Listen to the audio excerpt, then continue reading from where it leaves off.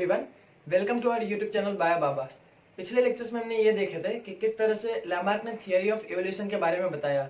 हमने ये देखा था कि लैमार्क की थियरी में कौन कौन से पॉइंट्स वैलिड थे और ऐसे कौन से पॉइंट थे जहाँ पे आके उनका कॉन्ट्राडिक्शन शुरू हुआ। हमने देखा था कि inheritance of acquired character which is completely wrong in the theory of evolution. Okay, तो उसके बाद आज हम ये देखने जा रहे हैं कि लैमार्क के बाद ऐसे कौन से वो साइंटिस्ट थे जिन्होंने एवोल्यूशन को बताया अपने टर्म में। और हमने एक नाम यहाँ पे बहुत ही कॉमन देखा होगा, डार्विन के बारे में, है ना। तो डार्विन के बारे में क्या खास बात है, उन्होंने एक थियरी दी थी जिसका नाम था थियरी ऑफ नेचुरल सिलेक्शन। और एक और बात उन्होंने कही थी सर्वाइवल ऑफ फिटेस्ट, जिसके बाद हमने थियरी ऑफ एवोल्यूशन को इजीली समझ पाया। ओके, तो चलिए देखते हैं क्या होता है ये theory of natural selection and survival of fittest. तो आज का हमारा टॉपिक है थियरी ऑफ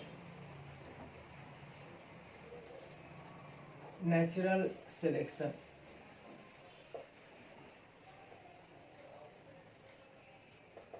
और एक और पॉइंट है जिसका नाम है, यहाँ पे एक टर्म है सर्वाइवल ऑफ फिटेस्ट। ओके, ये इनकी थियरी का कीवर्ड है, सर्वाइवल ऑफ फिटेस्ट। डार्विन ने एक बुक लिखी थी, जिसका नाम था ऑरिजिन ऑफ स्पीसीज।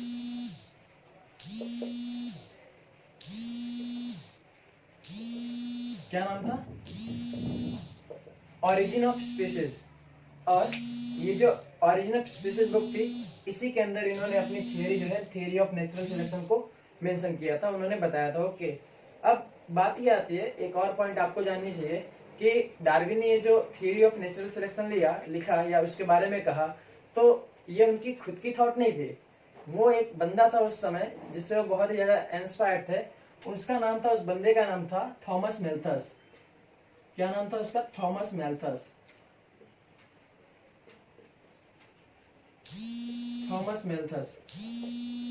थॉमस मैल्थस ने एक आर्टिकल लिखा था, या कुछ बोल सकते हैं बुक टाइप लिखा था, उसका नाम था थॉमस मैल्थस ने। कहानी एक्चुअली जो नेचुरल सिलेक्शन की है वो थॉमस मैल्थस के पोस्टुलेट के ऊपर बेस्ड है। ओके, अगर आप ये पोस्टुलेट समझ जाते हैं तो आपको थियरी ऑफ नेचुरल सिलेक्शन और सर्वाइवल ऑफ फिटेस्ट अपने आप समझ में आ जाएगा।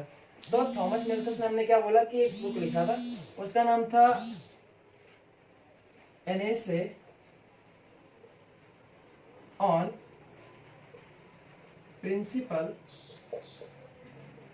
Of population.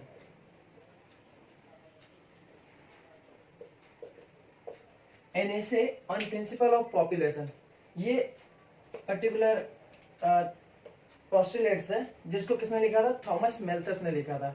और इस पर्टिकुलर बुक से या थॉमस मैल्थस के जो व्यूज थे उससे इंस्पायर्ड होके हमारे डार्विन ने अपना पॉइंट दिया, जिसको बाद में नेचुरल सिलेक्शन या फिर जाकर सर्वाइवल ऑफ फिटेस्ट कहा गया। ओके, तो चलिए देखते हैं कि ऐसे कौन से पोस्टुलेट थे जो कि थॉमस मैल्थस के इस पर्टिकुलर बुक में an essay on the principle of population में कहा गया था।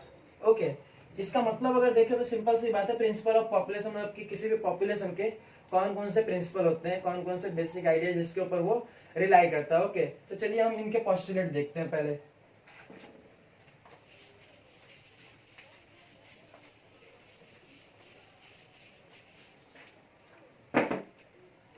थॉमस मैल्थस की पोस्टुलेट के बारे में बात करें तो उन्होंने पहला पॉइंट ये दिया था कि कोई भी ऑर्गेनिज्म होता है, कोई भी ऑर्गेनिज्म, उसके पास अल्टीमेट कैपेसिटी होती है टू रिप्रोड्यूस।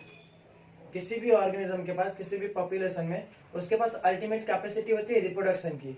ओके, ये इसका फर्स्ट पॉइंट था, अल्टीमेट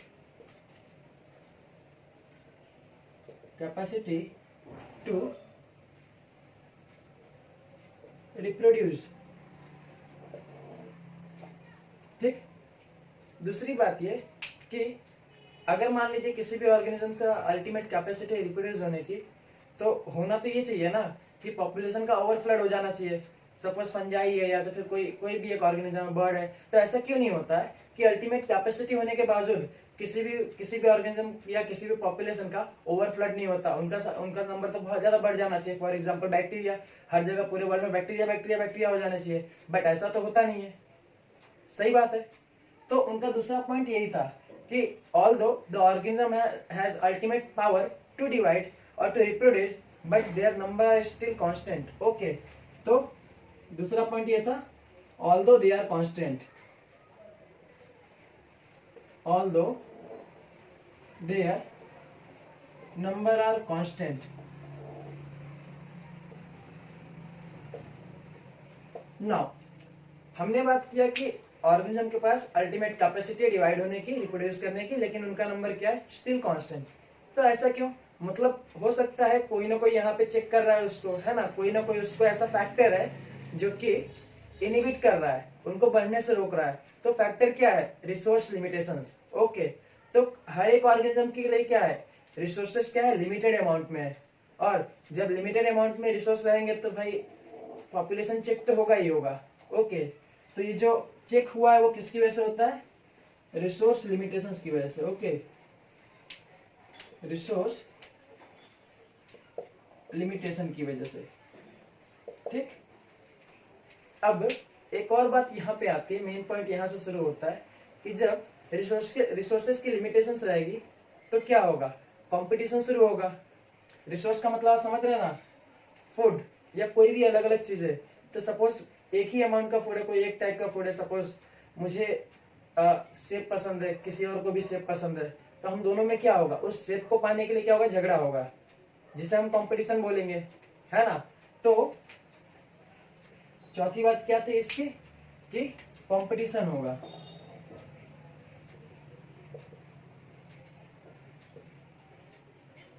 कंपटीशन होगा, तो ऑर्गेनिज्म में क्या होता है, कंपटीशन होता है। ठीक, पॉपुलेशन में क्या होता है, कंपटीशन होता है। अब ये कंपटीशन जो होता है ये दो तरह से हो सकता है, या तो इंटर स्पेसिफिक कंपटीशन हो या तो इंट्रा स्पेसिफिक कंपटीशन हो। अगर इंटर स्पेसिफिक कंपटीशन होगा तो प्रॉब्लम कम होगी, इंट्रा स्पेसिफिक होगा तो प्रॉब्लम ज्यादा होगी। क्यों? हमें पता है इंटर स्पेसिफिक कंपटीशन वो कंपटीशन होता है जिसमें दो अलग अलग स्पीसीज के बीच में कंपटीशन हो, लेकिन जब इंट्रा स्पेसिफिक कंपटीशन होगा तो within the same population competition होगा।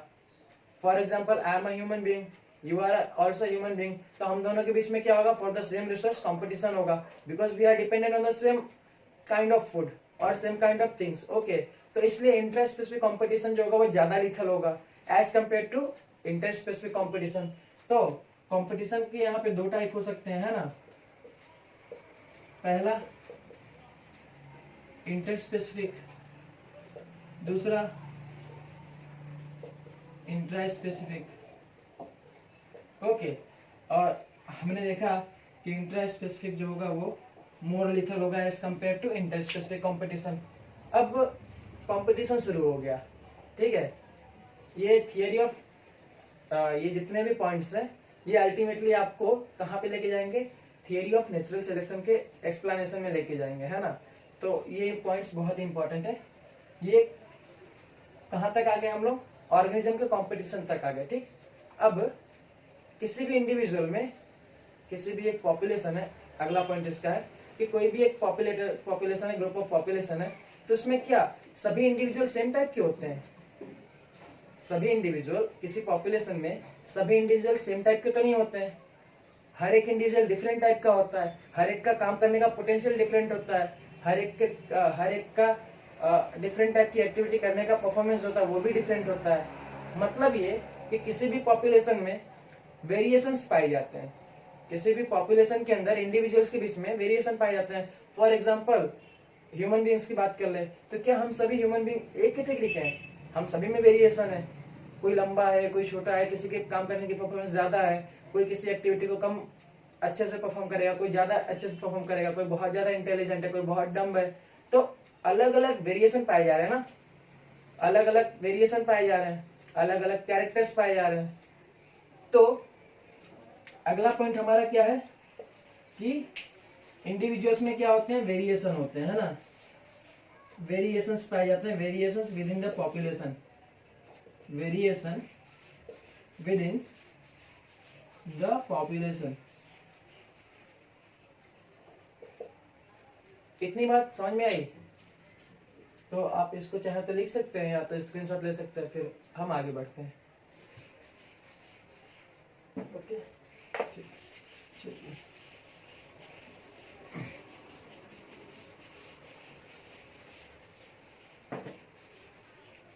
तो हमने क्या देखा कि ऑर्गेनिज्म के बीच में वेरिएशन पाए जा रहे हैं, इंडिविजुअल के बीच में वेरिएशन पाए जा रहे हैं। ओके, अब ये वेरिएशंस जो होते हैं, ये वेरिएशंस के सोर्स क्या है? किसी भी इंडिविजुअल में, ऑर्गेनिज्म किसी भी स्पीसीज के इंडिविजुअल में अगर वेरिएशन होता है तो उसका दो टाइप हो सकता है। या तो वो रिकॉम्बिनेशन के थ्रू हो, है ना, रिकॉम्बिनेशनल इवेंट होता है मियोसिस में, है ना, या तो फिर म्यूटेशन की वजह से हो। और उस टाइम म्यूटेशन के बारे में डार्विन को नहीं पता था। डार्विन को उस टाइम म्यूटेशन के बारे में नहीं पता था, ठीक। उनको सिर्फ इतना पता था कि हाँ चेंजेस होते हैं। ओके, चेंजेस होते हैं। और कौन से, जो नेचुरल सिलेक्शन जो होता है, म्यूटेशन दो तरह से हो सकता है ना, एक कॉन्टिन्यूअस, डिसकॉन्टिन्यूअस। ओके, तो ऐसी बात थी। तो हमने देखा वेरिएशन होते हैं, ठीक है। अब होगा क्या, यहीं से डार्विन का मेन पॉइंट शुरू हो गया। डार्विन ने ये हमारी एकदम ये पॉइंट जो है बहुत ही क्रिटिकल पॉइंट है। क्यों? क्योंकि वेरिएशन होने की वजह से इंडिविजुअल कोई बेटर परफॉर्म कर रहा है, कोई कम परफॉर्म कर रहा है। तो किसी भी ऑर्गेनिज्म के सर्वाइवल के लिए, बेटर परफॉर्मेंस के लिए, ओके, बेटर परफॉर्मेंस का मतलब क्या है, उसकी हर एक एक्टिविटी बहुत ही ज्यादा बेटर है, वो अच्छे से, है ना, उसके जीन्स बहुत ही ज्यादा स्ट्रांग है। तो फिर जाके उसकी अगर वो उसका परफॉर्मेंस बेटर है तो मतलब ये कि उसकी सर्वाइवल भी बेटर होगी, वो लंबे समय तक जिंदा रह पाएगा। और जब वो जिंदा रहेगा तो फिर जाके वो अपने जीन्स जो होंगे वो ट्रांसफर भी अच्छे से कर पाएगा। क्यों? उसको प्रोबेबिलिटी ज्यादा है जीन्स ट्रांसफर करने की एज कम्पेयर टू दोज जो कि जिसकी सर्वाइवल रेट कम है। भाई अगर कोई जिंदा ही नहीं रहेगा, कोई एग्जिस्ट नहीं करेगा तो आगे रिप्रोड्यूस कैसे करेगा? तो मीन्स यहाँ पे जो एडवांटेजेस कैरेक्टर है वो फेवर कर रहे हैं उस ऑर्गेनिज्म को जिसके अंदर ज्यादा अच्छे एडवांटेजेस कैरेक्टर है। सही बात है, जिसके अंदर ज्यादा अच्छे एडवांटेजेस वेरिएशन है। तो इससे क्या हो गया, अगर एडवांटेजेस वेरिएशन होगा तो क्या होगा, इससे सर्वाइवल जो होगा वो इंक्रीज हो जाएगा। और जब सर्वाइवल इंक्रीज होगा तो रिप्रोडक्शन इंक्रीज होगा, रिप्रोडक्शन रेट इंक्रीज हो जाएगा। ओके, ऑफस्प्रिंग क्या हो जाएंगे, मोर होंगे, और साथ में क्या होंगे, बेटर होंगे।